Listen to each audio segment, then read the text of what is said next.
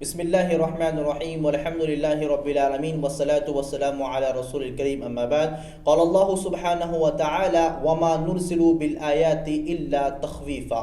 محترم ناظرین، جیسا کہ آپ نے بہت سے علاقوں کے بارے میں سنا ہوگا کہ فلاں جگہ زلزلہ آیا، فلاں جگہ بھوکمپ آ گیا ہے، فلاں جگہ پر فلاں شہر میں فلاں سٹی کے اندر زمین میں حرکت ہوئی ہے۔ اور ابھی حال ہی میں آپ نے یو پی شہر اتر پردیش، جو کہ ہندوستان کا ایک کافی وسیع و عریض صوبہ ہے، اسٹیٹ ہے، اس میں ابھی فی الحال زلزلہ آیا ہے، زمین میں حرکت پیدا ہوئی ہے۔ تو یہ زلزلہ کیا ہوتا ہے؟ زلزلہ یہ ہوتا ہے کہ زمین جو ہوتی ہے اپنی نارمل حالت سے، جو کا سکون ہوتا ہے، وہ سکون کو چھوڑ کر کے اس میں حرکتیں پیدا ہوتی ہیں۔ زمین کے اندر حرکتیں جو پیدا ہوتی ہے اس کو زلزلہ کہا جاتا ہے، اور اس طرح کے معاملات بہت زیادہ آج کے دور میں دیکھے جا رہے ہیں۔ تو میرے بھائی اور دوستو، جب ہم ان زلزلوں کی تاریخ کو دیکھتے ہیں، اس کے بارے میں جب ہم رہنمائی حاصل کرنے جاتے ہیں، تو قرآن اور حدیث ہمیں بڑے بہترین واضح انداز میں اس کا جواب دیتے ہیں کہ زلزلے کیوں آتے ہیں، یہ زلزلے والے معاملات کیوں پیش آتے ہیں، زمین میں حرکتیں کیوں ہوتی ہے۔ اللہ کے رسول صلی اللہ تعالی علیہ وسلم نے آج سے 1400 سال پہلے اس تعلق سے ہماری رہنمائی فرما دی تھی۔ آپ صلی اللہ علیہ وسلم نے فرمایا تھا، صحیح بخاری کی روایت ہے، فرمان رسول صلی اللہ علیہ وسلم ہے، لا تقوم الساعة حتى يقبض العلم وتكسر الزلازل۔ اللہ کے رسول صلی اللہ علیہ وسلم نے فرمایا تھا کہ قیامت قائم نہیں ہو سکتی ہے، قیامت نہیں آ سکتی ہے جب تک کہ علم کو اٹھا لیا نہیں جاتا۔ جب تک علم رہے گا قیامت نہیں آئے گی۔ جیسے جیسے علم کو اٹھا لیا جائے گا قیامت کے اثرات بڑھتے جائیں گے، اور جیسے علم ختم ہوگا ویسے اللہ رب العالمین قیامت کو بھیج دے گا، یا قیامت ہو جائے، واقع ہو جائے گی۔ اور دوسری وجہ اللہ کے رسول صلی اللہ علیہ وسلم نے بتائی ہے، وَتُكْسِرُ الزَّلَازِلِ، اور زلزلوں کی کثرت عام ہوگی، یعنی آخری زمانے میں بہت زیادہ زلزلے واقع ہونا شروع ہو جائیں گے۔ تو یہ ہمارے لیے اور آپ کے لیے قیامت کی نشانی ہے۔ اس لیے اللہ رب العالمین نے قرآن مجید میں ان زلزلوں کے اسباب میں سے سبب یہ بیان فرمایا تھا، وَمَا نُرْسِلُ بِالْآيَاتِ إِلَّا تَخْوِيفًا، کہ ہم ان زلزلوں کو، اپنی آیتوں کو، نشانیوں کو طوفان کی شکلوں میں، باڑھ کی شکلوں کے اندر، زلزلوں کی شکل میں کیوں بھیجتے؟ إِلَّا تَخْوِيفًا، لوگوں کو ڈرانے کے لیے۔ اب ڈرنے والوں میں دو طرح کے لوگ ہیں، مومنین ہیں، ایمان والے ہیں، مسلمان ہیں، جو صحیح معنوں میں قرآن و حدیث پر عمل کرنے والے ہیں، گناہوں سے بچنے والے ہیں۔ دوسرے وہ لوگ ہیں جو گناہوں میں لت پت ہے، معاصی نافرمانی کے کام کرنے میں لگے رہتے ہیں۔ تو ایمان والوں کے لیے ڈر اس اعتبار سے ہوگا کہ وہ اللہ تعالیٰ کی طرف پلٹتے ہیں، رجوع کرتے ہیں، اور اپنے گناہوں پر شرمندہ ہو کر کے وہ اللہ رب العالمین سے مزید دعائیں کرتے ہیں اور اپنے خوف کو ظاہر کرتے ہیں۔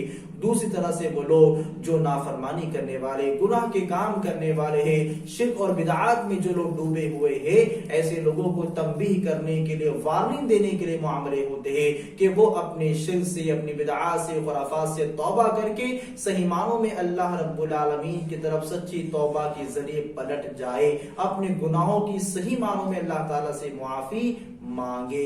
اس لیے زلزلے شروع ہوتے ہیں۔ اور دوسرا سبب جو ہمیں اور آپ کو ان قرآنی آیات سے جو ملتا ہے، بڑے واضح انداز میں اللہ رب العالمین نے فرمایا، وَمَا أَصَابَكُم مِّن مُّصِيبَةٍ فَبِمَا كَسَبَتْ أَيْدِيكُمْ وَيَعْفُو عَن كَثِيرٍ، کہ جو بھی مصیبتیں تمہیں پہنچتی ہیں، جن مشکلات کا تم سامنا کرتے ہو، وہ تمہارے کرتوتوں کا نتیجہ ہوتا ہے، وہ تمہارے ہاتھ اور پیروں کی کمائی ہوتی ہے جو تم کو ملتی ہے اپنے عذاب کی شکل میں، زلزلوں کی شکل میں، طوفان کی شکل میں، دشمنوں کے غلبے کی شکل میں، وَيَعْفُو عَن كَثِيرٍ۔ لیکن تمہارا معاملہ یہ ہے کہ اللہ رب العالمین تمہاری اتنی نافرمانی اگر پکڑ کرنا چاہے تو اللہ تعالیٰ لمحے بھر کے لیے بھی تمہیں مہلت نہ دے، سانس لینے کی مہلت نہ دے، کھانے پینے کی مہلت نہ دے، لیکن تمہارے گناہ اتنے ہیں، اس کے باوجود اللہ رب العالمین تم کو معاف کرتا ہے، تم سے درگزر کا معاملہ فرماتا ہے۔ یہ اللہ رب العالمین کا کرم ہے۔ اور میرے بھائی و دوستو، آج دیکھیں کہ آج معاملات کیا ہو رہا ہے۔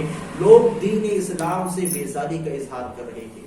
آج دینی مجلسوں کے کہ حالات کا آپ جائزہ لے، دینی مجلسوں کے اندر حاضر ہونا، اس کو دروس کو سننا، قرآن و حدیث کی باتیں سننا، یہ آج کل لوگوں کے لیے بوجھ بن چکا ہے۔ لوگ قرآن حدیث کی تعلیمات سے دور ہوتے جا رہے ہیں۔ ہمارے مدارس جہاں پر علم دین سکھایا جاتا ہے ان مدارس سے تعداد کم ہوتی جا رہی ہے۔ دنیا کے معاملات ہے، پیسہ کمانا ہے، دنیا بنانا ہے، کاروبار کو مضبوط کرنا ہے، اس طرح کے معاملات ہو رہے ہیں۔ جھوٹ عام ہو چکا ہے، ناانصافی عام ہو چکی ہے، آج ظالموں کو حاکم بنایا جا رہا ہے، آج ظلم کرنے والوں کو اچھا سمجھا جا رہا ہے، اور کمزوروں کو، مظلوموں کو دبا کر کے ان کو سماج اور معاشرے میں غلط شکل دینے کی ناپاک کوششیں کی جا رہی ہے۔